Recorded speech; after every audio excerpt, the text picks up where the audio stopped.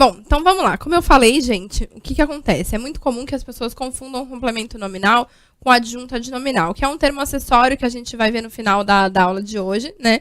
Só que eu já quero falar um pouquinho sobre a diferença entre um e outro. Primeira diferença, como eu falei, o complemento nominal, ele completa o sentido de substantivos, adjetivos ou de advérbios. O adjunto adnominal, anote aí, o adjunto adnominal só completa substantivos, tá? Então, se eu tenho algum complemento para uma palavra que é adjetivo ou que é advérbio, não tem confusão, é complemento nominal, tá? Porque o adjunto adnominal, ele só está junto de substantivos ou palavras, né, que estão como substantivos, né, substantivados. Tá bom, e aí eu tenho o substantivo. O que acontece? O complemento nominal, quando a gente fala de substantivo, ele só completa substantivos abstratos. Nunca ele completa substantivos concretos. Então, se eu tenho ali um complemento para um substantivo concreto, vai ser sempre adjunto adnominal. Concreto é sempre adjunto adnominal. O complemento nominal só completa os substantivos abstratos. Então, se você não sabe ainda muito bem a diferença entre substantivo concreto e abstrato, volta lá para a primeira aula de morfologia, que foi a segunda aula que a gente fez, né, falando só sobre substantivo, adjetivo, e lá explica a diferença certinha de substantivo concreto para abstrato, né? Mas o abstrato é aquele substantivo mais intangível, né? Que a gente não tem tanto, não é palpável. Então, ele só completa o substantivo abstrato. Outra coisa importantíssima, para ser complemento nominal, tem que ter preposição, né? O complemento nominal sempre vem introduzido por uma preposição, tá? Se não tem preposição, também não tem com que se preocupar, não vai ser complemento nominal. E ele nunca pode indicar a ideia de posse. Então, se eu tenho ali uma coisa que está indicando que é o proprietário do termo nominado ali, né, do termo completado, aliás, então, se ele está indicando posse, não pode ser complemento nominal, tá? O complemento nominal nunca indica posse. Então, basicamente, onde ocorre a confusão entre complemento nominal e adjunto adnominal? No substantivo abstrato. É no substantivo abstrato que a gente tem essa confusão. Por quê? Porque se for adjetivo ou advérbio, é sempre complemento nominal. Se for substantivo concreto, é sempre adjunto adnominal. Então, somente no substantivo abstrato é que eu posso ter essa dúvida. E aí eu trouxe um exemplo para que a gente possa entender a diferença quando está completando um substantivo abstrato, como ordens, né? Que vem do verbo ordenar. Ordem é uma coisa abstrata, né? Não existe uma coisa palpável que seja ordem, enfim. Então, nesse caso, a gente vai entender quando se trata de um complemento nominal e quando se trata de um adjunto adnominal. Porque, veja, tanto no primeiro caso quanto no segundo, que aqui eu tenho a preposição de, né?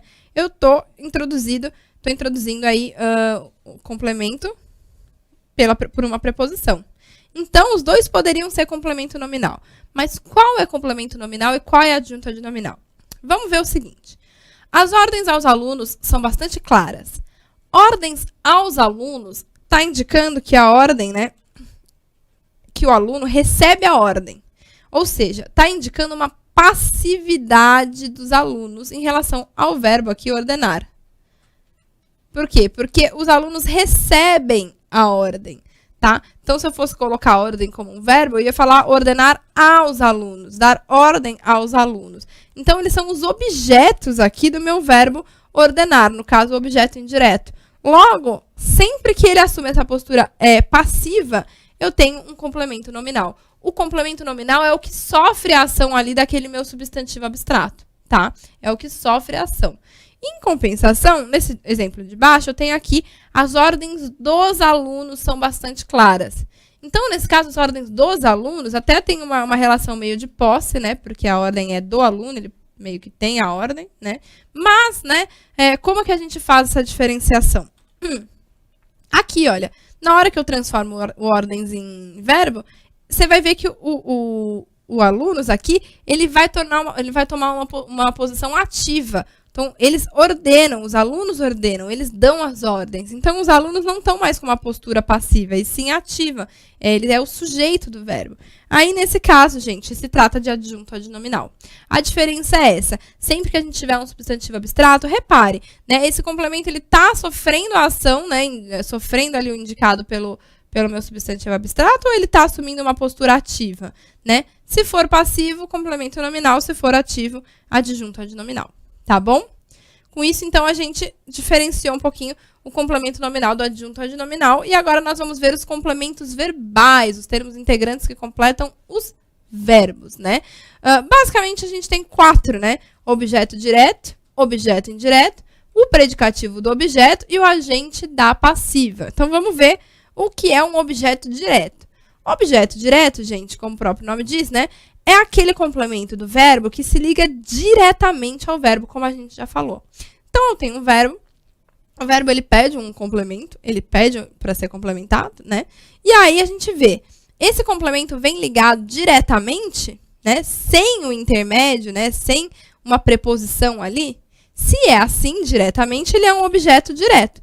Como nesse exemplo.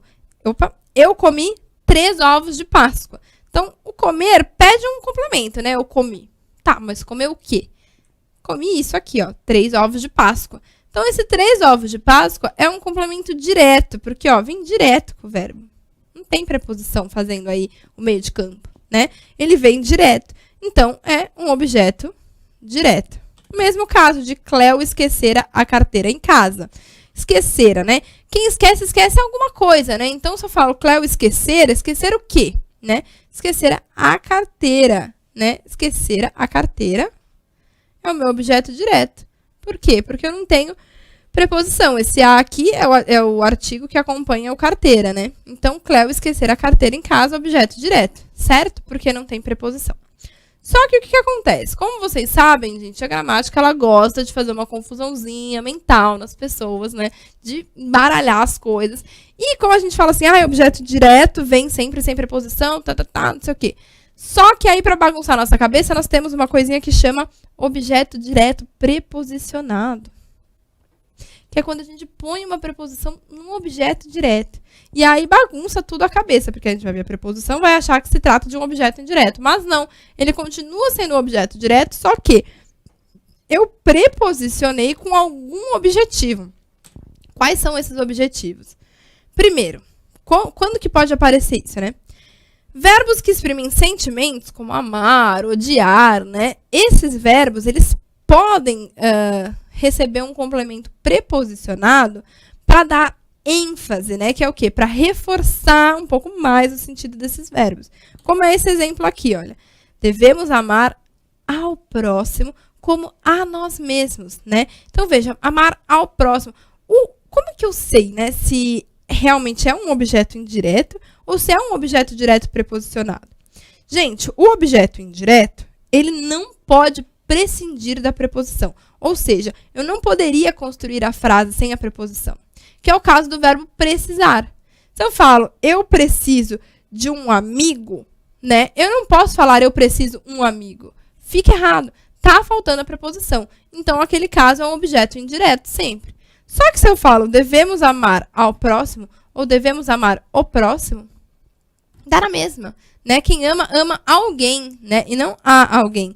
Então, esse a aqui é só para enfatizar aí o valor sentimental do amar, só para reforçar. Mas ele, na verdade, não precisaria estar aí. Então, nesse caso, eu poderia falar, devemos amar o próximo. Eu falo, eu amo meu irmão, eu amo meu amigo, eu amo minha mãe, eu amo meu namorado. Eu não preciso desse a. Então, se esse a tá aí, na verdade, é só com esse objetivo da ênfase. Então, nesse caso, a gente continua tendo um objeto direto, tá? Esse próximo ainda é um objeto direto, só que foi preposicionado, tá? Com o objetivo de dar ênfase ao verbo. Outro caso em que eu posso fazer isso, para evitar as famosas ambiguidades, que é o quê? Que é aquela margem ao duplo sentido, à dupla interpretação. Como, por exemplo, aqui. O time verde venceu ao azul.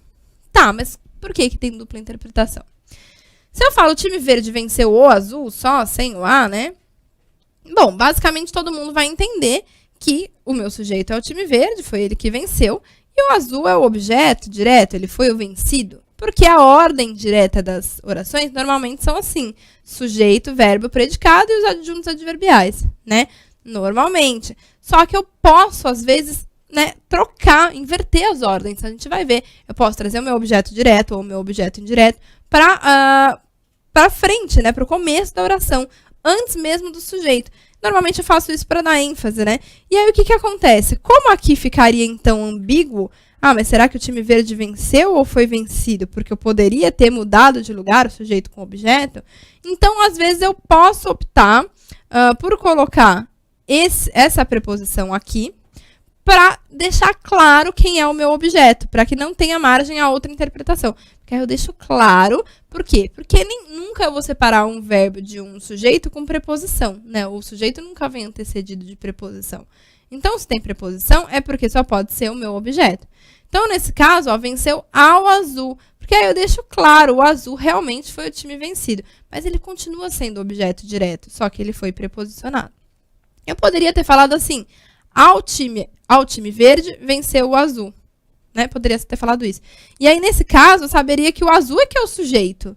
Né? O azul é que venceu ao verde, só que eu coloquei o verde na frente, com algum propósito. Né?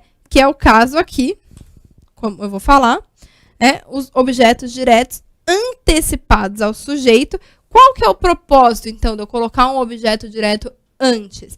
De novo, gente, é reforçar, é enfatizar. Sempre que eu ponho uma coisa em primeiro lugar, né, no começo da oração, é porque eu quero destacar essa coisa. Então, se eu quero destacar, quero falar que ela é o mais importante ali da minha frase, eu coloco ela em primeiro. E aí é por isso que eu posso trazer o objeto direto antes. Como aqui.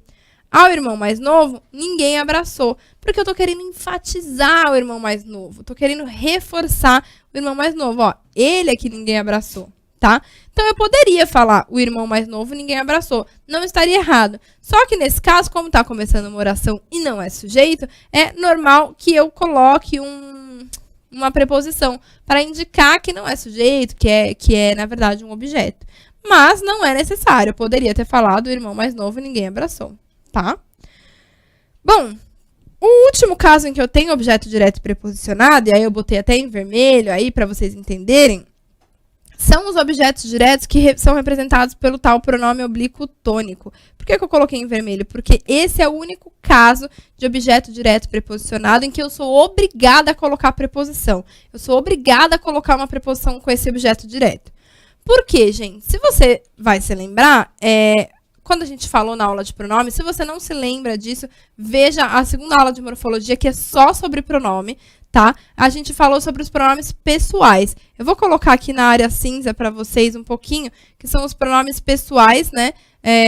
Bom, a gente tem aqui alguns tipos. Pessoais, né? Tá um pouco esquisito aqui, mas vamos lá. A gente tem aqui o caso reto, que são os sujeitos, tá? Eu, tu, ele. Daí eu tenho nós, vós, eles, tá? Esses são os que fazem papel de sujeito. Aí eu tenho os pronomes que fazem papel de objeto, que são chamados de pronomes oblíquos, tá? Oblíquos, como tá escrito aqui, tá, gente? Então, os oblíquos fazem sempre papel de objeto. E aí eu tenho os átonos, que nunca são usados com preposição, e eu tenho os tônicos, que são sempre usados com preposição. Por isso, os tônicos normalmente são objeto indireto e os átonos normalmente são objeto direto. Só que se eu quiser colocar, então, quais são os átonos? O me, o te, o se, né? Aqui a gente tem tem o nos, tem o vos, tem o se também. Aqui a gente tem os tônicos, que é o min, que é o ti, que é o si ou consigo, né? O nós ou conosco, o vós ou convosco, aqui o si ou consigo também, tá? Então, o que acontece? Esses aqui que são os tônicos, né? Então, o mim, o ti, o si, o nós, o vós, etc. Esses pronomes só podem ser usados com preposições. Por isso, é que se eu vou usar um pronome oblíquo tônico e ele tá como meu objeto direto, eu preciso necessariamente colocar uma preposição, porque eu só posso usar um pronome oblíquo tônico se ele tiver preposição. Tá? Então, vamos voltar para cá, para eu mostrar para vocês um exemplo. Aqui, olha, escutou a mim e a minha irmã. Se eu fosse falar direto como objeto direto, com um pronome oblíquo átono, eu falaria escutou-me. Né? Eu poderia ter falado, escutou-me. Só que como eu quis colocar um outro objeto, que é a minha irmã, né? Então, eu falei escutou a mim, né? Porque ficaria estranho, escutou-me e minha irmã. Não, eu falei escutou a mim, né? Usei o mim. E a minha irmã, poderia ter falado também e a minha irmã, preposicionado aqui esse outro objeto, Tá bom? Então, esse caso é obrigatório preposicionar, mesmo sendo um objeto direto. E aí, aquilo que eu falei, gente, como eu sei se é objeto direto, só você ver quem escuta, escuta algo ou algo, né? Escuta algo. Eu escutei a televisão, eu escutei o meu pai, eu escutei o ensinamento, eu escutei o professor, né? Eu não preciso dessa preposição. Então, se eu não preciso e ela tá aí, é porque continua sendo objeto direto, só que chamado de objeto direto preposicionado, tá bom? Bom, mais uma pausa rapidinho e aí a gente vem para terminar essa parte de termos integrantes da oração. Rapidinho.